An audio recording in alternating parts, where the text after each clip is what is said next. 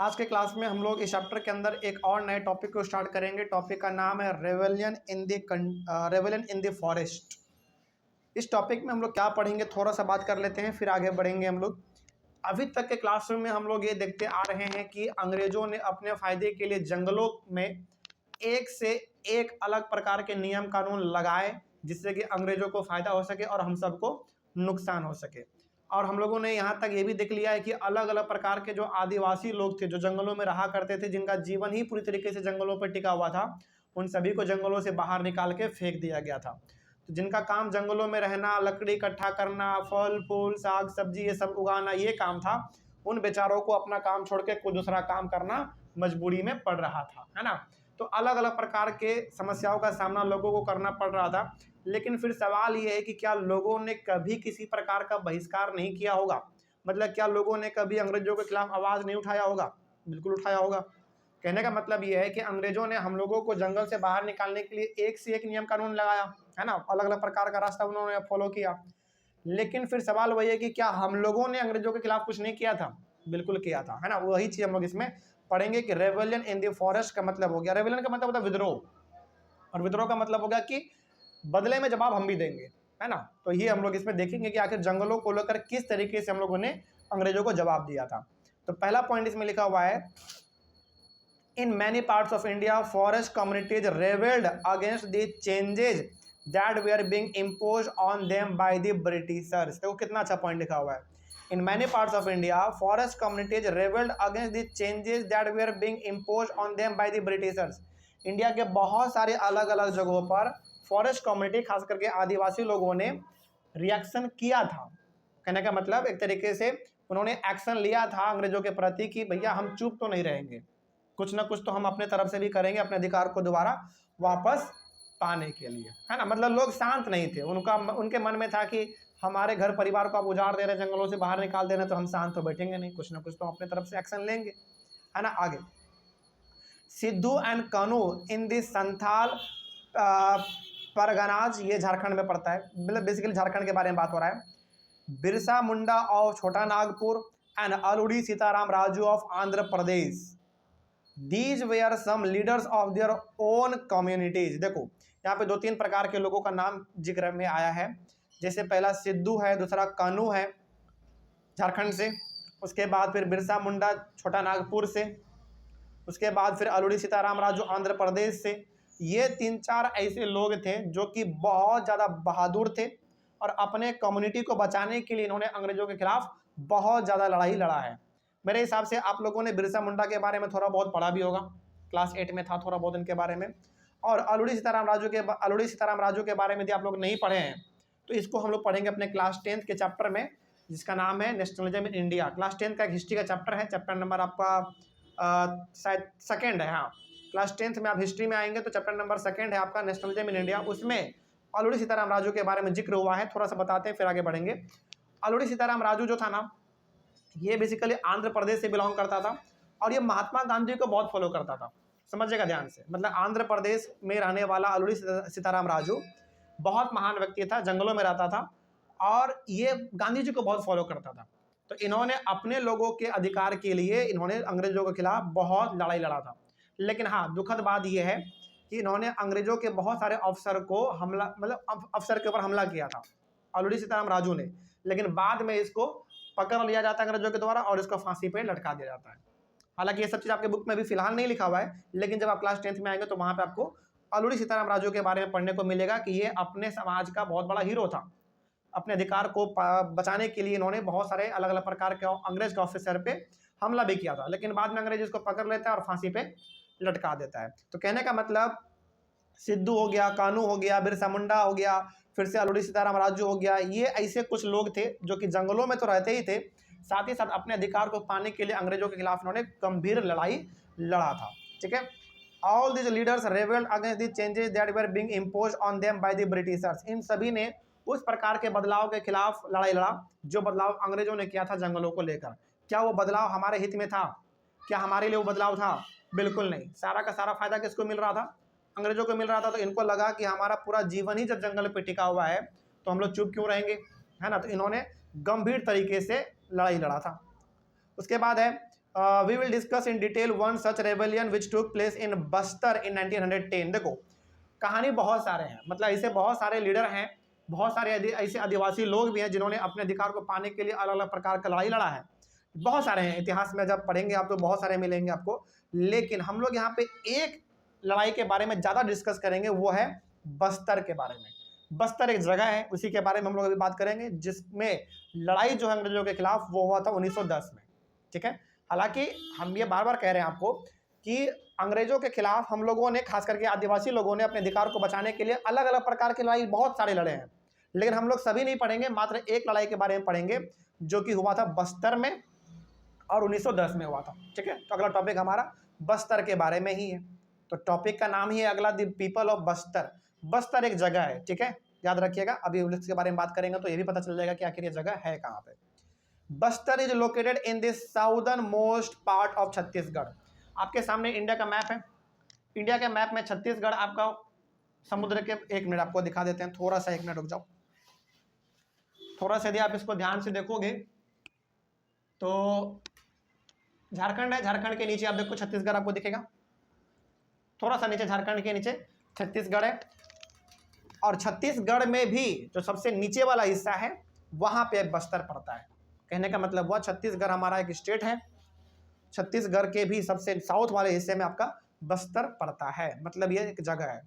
The central part of Bastar is on a plateau. Bastar का जो बिल्कुल बीचों बीच वाला हिस्सा है वो बिल्कुल प्लेट्यू के ऊपर है, और प्लेट्यू का मतलब होता है पहाड़, जिसका पहाड़ जैसा है, पठार उसको हम लोग बोलते हैं, ऊपर से पूरा लैंड फ्लैट होता है। ठीक है, कहने का मतलब होगा कि बस्तर में प्लेट्यू का कोई कमी नहीं है, जंगल का भी कोई कमी नहीं है।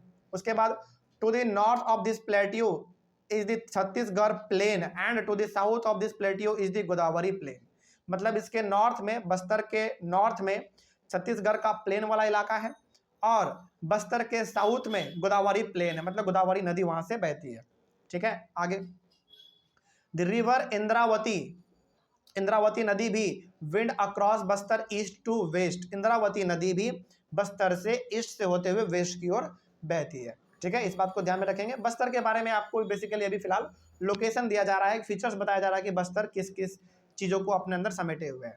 ठीक है, आगे उसके बाद लिखा हुआ है a number of different communities live in Bastar such as Maria and Muria Gonds, फिर से ध्रुवाज, फिर से बटराज, और फिर लास्ट में है हलबास। ये अलग अलग प्रकार के कम्युनिटी हैं जो कि जंगलों में ज़्यादातर रहते हैं।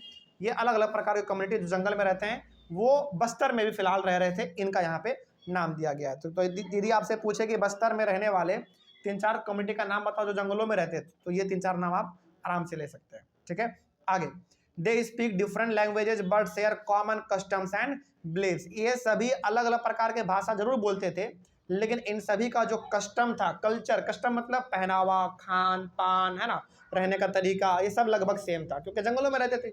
जंगलों में रहते हैं तो पहनेंगे कपड़ा एक जैसा, खाएंगे खाना एक जैसा, है ना, घरों में एक जैसा रहेंगे, बस भाषा थोड़ा बहुत अलग था, लेकिन कस्टम, कल्चर, रीति रिवाज सब कुछ सेम था, मतलब बराबर था। ठीक है, आगे उसके बाद the people of Bastar believe that each village was given it's land by the earth. देखो इनका क्या मानना था, बस्तर के लोगों का मानना यह था कि जितने भी गांव हैं ये सभी के सभी गांव धरती माँ के द्वारा दिया गया है, इसके ऊपर किसी दूसरे आदमी का अधिकार नहीं है। बेसिकली ये पॉइंट किसके तरफ करना चाह रहे हैं, अंग्रेजों के तरफ। अंग्रेजों ने क्या किया, जंगल के ऊपर अपना कंट्रोल जमा लिया, लेकिन इनका कहना है बस्तर के लोगों का कि नहीं, जमीन हमारा है, और इस जमीन को हम, मतलब इस जमीन जो मेरा जो जमीन है ये मेरा तो है ही, साथ ही साथ ये जमीन हमको गिफ्ट में मिला है अर्थ के द्वारा, मतलब धरती माँ के द्वारा हमको गिफ्ट में मिला है, और इसके ऊपर कोई कब्जा नहीं कर सकता है। चलिए एक तरीके से अंग्रेजों के तरफ ही पॉइंट कर रहे थे। ठीक है, ये इन लोगों का ये मानना था। In return, the people of Bastar look after the earth by making some offerings at each agricultural festival। सोचो, ये लोग ना धरती माँ को बहुत पूजते थे, बस्तर के लोग धरती माँ को बहुत पूजते थे। इनका मानना था कि हम लोगों का जो जीवन ये सब चल रहा है वो धरती माँ की वजह से चल रहा है, क्योंकि उन्होंने ही हम लोगों को जमीन दिया रहने के लिए, खेती करने के लिए, जंगल दिया, सब कुछ दिया, धरती माँ का ही सब कुछ दिया हुआ है। तो बदले में ये लोग धरती माँ को क्या करते थे, हर साल जो भी फसल उगाते थे उसका कुछ हिस्सा धरती माँ को दान कर देते थे। कहने का मतलब हुआ जमीन में छोड़ देते थे कि हाँ ये फसल एक तरीके से धरती माँ के लिए है। जो होता है मतलब एक तरीके से होता है ना, आप क्या कहते हैं उसको, जैसे खुशी हुआ, जैसे हम लोगों को कुछ खुशी होता है तो मंदिर जाते हैं, पूजा करते हैं, है ना, दान दक्षिणा देते हैं, प्रसाद चढ़ाते हैं। उसी प्रकार से ये लोग खुशी से क्या करते थे, धरती माँ को कुछ अनाज दे देते थे, जमीन पे ही छोड़ देते थे और बोलते थे कि ये हमने धरती माँ को तरीके से दान दिया है ना, जैसे हम लोग पूजा पाठ करते हैं वैसे ही। तो ये लोग धरती माँ के प्रति बहुत ज्यादा विश्वास रखते थे, क्योंकि ये लोग धरती माँ को बहुत पूजते भी थे, मानते भी थे। Also they show respect to the river, the forest and the mountain. यहाँ तक कि ये लोग नदी, जंगल और पहाड़ तक को ये लोग सम्मान से पूजते थे, रेस्पेक्ट करते थे इन चीजों का। एक बात ध्यान रखिएगा, हम आम आदमी जो शहरों में रहते हैं खास करके इतना इन सभी पे ध्यान नहीं देते हैं, लेकिन उन लोगों से जाके आप देखो, उनके कल्चर को आप जानने का कोशिश करो जो जंगलों में रहते हैं। उनके लिए जंगल, पेड़ पौधा, पहाड़, नदी ही सब कुछ है। समझ रहे बात को, वो लोग इन चीज़ों को पूजते हैं। तो जंगलों में रहने वाले खास करके लोग, वो लोग नदी को, जंगल को, फिर से पहाड़ों को, धरती को, हवा को, पानी को बहुत ज़्यादा रिस्पेक्ट देते हैं, बहुत ज़्यादा पूजते हैं वो लोग। ठीक है, आगे। If people from a village want to take some wood from the forest of another village, they pay a small fee called Devsari, दंड और मान। मान लीजिए कि एक गांव का आदमी है जिसको दूसरे गांव से जाके लकड़ी लेना है, मतलब मान लीजिए एक गांव है, उसको दूसरे गांव के जंगल से जाके लकड़ी लेना है, मतलब जंगल से कुछ काटना है, पहले ऐसा होता था। तो उनको बदले में कुछ पैसा देना होता था। पैसा मतलब अलग तरीके, मतलब कुछ चीज देना, जैसे एक तरीके से कह लो आपके पास पैसा तो पैसा दे दो, अनाज तो अनाज दे दो। उसको क्या कहा जाता था, देवसारी बोल सकते हैं, दंड बोल सकते हैं, या फिर आप मान बोल सकते हैं। कहने का मतलब सिंपल से यहाँ पे ये है कि मान लीजिए कि मेरा गांव ये है, हम उस गांव के जंगल से कुछ लकड़ी लेना चाहते हैं अपने घर में लगाने के लिए। तो उस गांव के जो मुखिया होते थे एक तरीके से, जो जंगल का देखभाल करता था, उनको हम लोग कुछ पे करते थे कि हुजूर हम आपका लकड़ी ले रहे हैं, बदले में ये मेरे पास कुछ रुपया है या फिर अनाज है, आप इसको रख लीजिए। मतलब फ्री में हम लोग कुछ नहीं लेते थे, लिए हैं सामान तो उसके बदले में कुछ ना कुछ हम लोग रिटर्न कर देते थे। ठीक है, आगे। Some villages also protect their forest by engaging watchman and each household contribute some grain to pay them. यहाँ तक के जंगलों को देखभाल करने के लिए कुछ लोग चौकीदारी का भी काम करते थे। अच्छा ध्यान रखिएगा, ये सब जो हम लोग बात कर रहे हैं ये अंग्रेजों के कंट्रोल लगाने से पहले के बारे में बात कर रहे हैं। मतलब अंग्रेजों ने जब तक कंट्रोल नहीं किया था जंगलों के ऊपर, उसके पहले के बारे में बात कर रहे हैं। जब उन्होंने नियम कानून लगाया जंगलों के ऊपर, तब तो पूरा स्थिति ही बदल चुका था, उसके बारे में हम लोग बाद में बात करेंगे। तो कहने का मतलब जब अंग्रेजों का इस जंगलों पर कोई कब्जा नहीं था, कोई हक नहीं था, कोई नियम कानून नहीं था, तो ये आम आदमी ही मिल के एक आदमी को हायर करता था जो वॉचमैन का काम करता था जंगल को देख रेख करने का। मतलब कोई बिना फी दिए लकड़ी काट के ना ले जाए, है ना, कोई जंगल में बिना जबरदस्ती कुछ अंधाधुंध पेड़ काट ना दे, इस तरीके से वॉचमैन भी यहाँ पे रहता था। और उस वॉचमैन को सभी लोग मिल के कुछ ना कुछ पैसा देता था या फिर कुछ अनाज दे दिया, मतलब उसका घर परिवार चल जाए। देखो अब कोई आदमी आपके जंगल को देख रेख कर रहा है तो फ्री में थोड़ी करेगा, उसको कुछ आप दोगे, है ना, ताकि उसका घर परिवार चल जाए। तो लोग उसको कुछ ना कुछ पे भी करते थे, अनाज हो गया या फिर कुछ रुपया हो गया, तो वो लोग दे के अपना काम चला लेते थे। सोचो कितना अच्छा सिस्टम था बस्तर का। मतलब ये लोग जंगल का खुद देख रेख करते थे, भगवान की तरह पूजते थे जंगलों को ये लोग, नहीं ना। लेकिन जब अंग्रेज आया सब कुछ तबाह कर दिया। ठीक है, आगे। Every year there is one big meeting where the headman of villages meet and discuss the issues of concern including forest. सोचो कितना अच्छा सिस्टम है यहाँ का। यहाँ पे लिखा गया है हर साल बस्तर में एक मीटिंग होता था।